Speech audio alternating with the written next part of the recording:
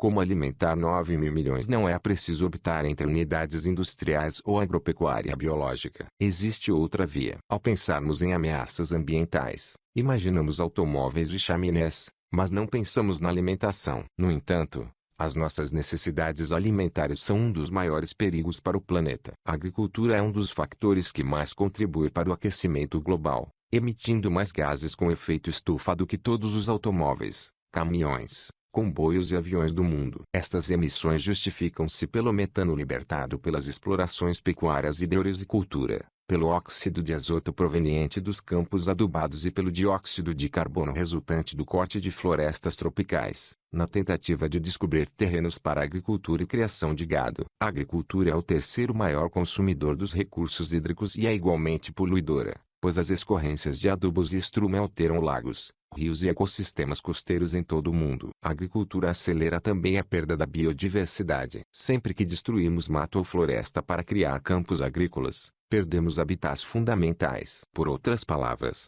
a agricultura é um dos principais fatores responsáveis pela extinção de vida selvagem. A agricultura gera desafios ambientais enormes, que serão mais prementes à medida que satisfazemos necessidades alimentares cada vez maiores. A meio deste século, é provável que tenhamos mais 2 mil milhões de bocas para alimentar, mas o crescimento demográfico não é a única motivação para o aumento da procura de alimento. A globalização da prosperidade, sobretudo na China e na Índia, provoca um aumento da procura de carne, ovos e laticínios, pressionando a intensificação do cultivo do milho e da soja a fim de alimentar mais vacas, porcos e galinhas. A manterem-se estas tendências, o duplo peso do crescimento demográfico e de um regime alimentar mais rico obrigar-nos a duplicar o volume das colheitas até 2050.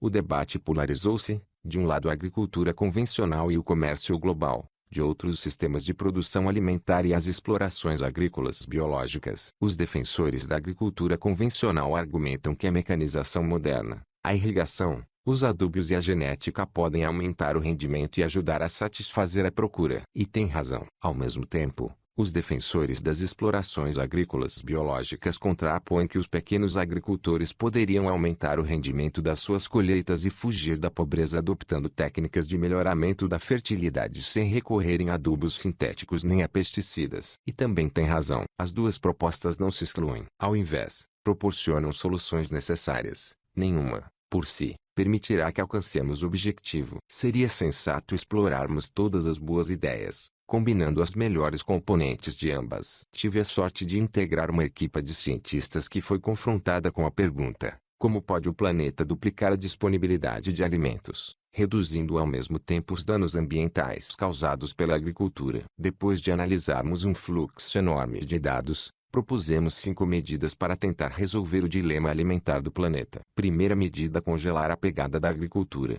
Durante a maior parte da nossa história, sempre que precisamos de produzir mais alimentos, limitamos-nos a abater florestas ou arar pradarias para criar mais explorações agrícolas. Já arrasamos uma área sensivelmente do tamanho da América do Sul para plantar culturas agrícolas. Para a criação de gado, apropriamo-nos de uma área ainda maior, do tamanho aproximado de África. A pegada da agricultura levou à perda de ecossistemas em todo o mundo, incluindo as pradarias da América do Norte e a Mata Atlântica do Brasil, e as florestas tropicais continuam a ser destruídas a ritmos alarmantes. No entanto, já não podemos dar-nos ao luxo de aumentar a produção de gêneros alimentares à custa da expansão da área agrícola. A substituição da floresta tropical por terreno agrícola é um dos hábitos mais destrutivos, pelo que a prevenção da desflorestação deve constituir uma prioridade.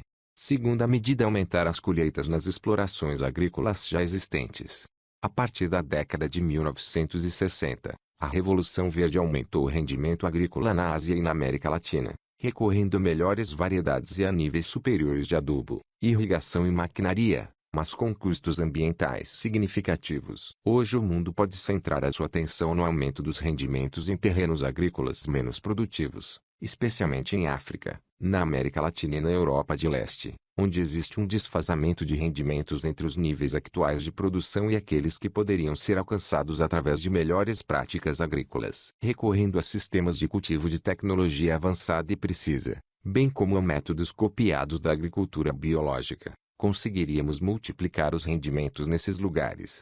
Terceira medida: utilizar os recursos com mais eficiência. A agricultura comercial deu passos de gigante e descobriu maneiras inovadoras de aplicar os adubos e os pesticidas, ao mesmo tempo que identificava métodos inovadores nesse campo, através da utilização de tratores computadorizados com sensores avançados e GPS. Muitos agricultores aplicam misturas de adubo quimicamente concebidas à medida das condições exatas do seu solo, o que minimiza o escoamento de produtos químicos para os cursos de água na vizinhança. A agricultura biológica pode também reduzir de maneira significativa o consumo de água e de produtos químicos, ao incorporar culturas de cobertura, palhas e substâncias compostas para melhorar a qualidade do solo, conservar água e acumular nutrientes. Muitos agricultores tornaram igualmente mais eficiente o consumo de água, substituindo sistemas de irrigação ineficazes por métodos mais precisos, como a irrigação gota a gota subterrânea. Os progressos alcançados pela agricultura convencional e pela agricultura biológica proporcionaram maior rendibilidade da água e dos nutrientes. Quarta medida: mudar as dietas. Seria muito mais fácil alimentar 9 mil milhões de pessoas em 2050 se uma quantidade maior dos produtos cultivados acabasse mesmo nos estômagos humanos. Hoje em dia, apenas 55% das calorias provenientes das colheitas obtidas no mundo alimentam diretamente os seres humanos, o resto é para os animais de criação, cerca de 36%, e transformado em biocombustíveis e produtos industriais, aproximadamente 9%. Embora consumamos carne, laticínios e ovos obtidos de animais criados em instalações fechadas, apenas uma fração das calorias contidas nos alimentos dados aos animais de criação é incorporada na carne e leite por nós consumidos. Por cada 100 calorias de cereal dado aos animais, obtemos apenas cerca de 40 novas calorias de leite, 22 calorias de ovos, 12 de carne de galinha, 10 de carne de porco e 3 de carne de vaca. A procura de métodos mais eficientes para criar carne e a promoção de regimes alimentares menos dependentes da carne,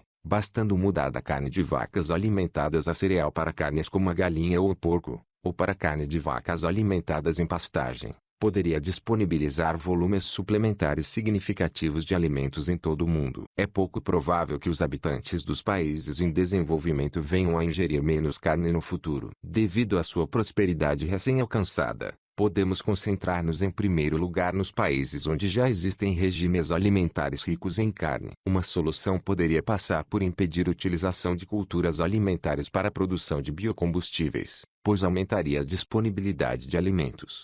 Quinta medida: reduzir o desperdício. Calcula-se que 25% das calorias dos alimentos do mundo e 50% do total de alimentos se percam ou sejam desperdiçados antes de serem consumidos. Nos países ricos, a maior parte desse desperdício ocorre nas residências, nos restaurantes ou nos supermercados. Nos países pobres, os alimentos perdem-se no circuito entre o produtor e o mercado, devido à escassa fiabilidade da armazenagem e transporte. No mundo desenvolvido, os consumidores conseguiriam reduzir o desperdício tomando medidas óbvias como servir-se de quantidades mais pequenas, comer restos e incentivar as cantinas, os restaurantes e os supermercados a desenvolverem medidas contra o desperdício. Entre todas as opções de aumentar a disponibilidade de alimentos, o controle do desperdício seria uma das mais eficazes. Em conjunto, estas medidas poderiam duplicar a disponibilidade de alimentos e reduzir as repercussões ambientais da agricultura à escala planetária. Mas não será fácil. Sabemos o que precisamos de fazer,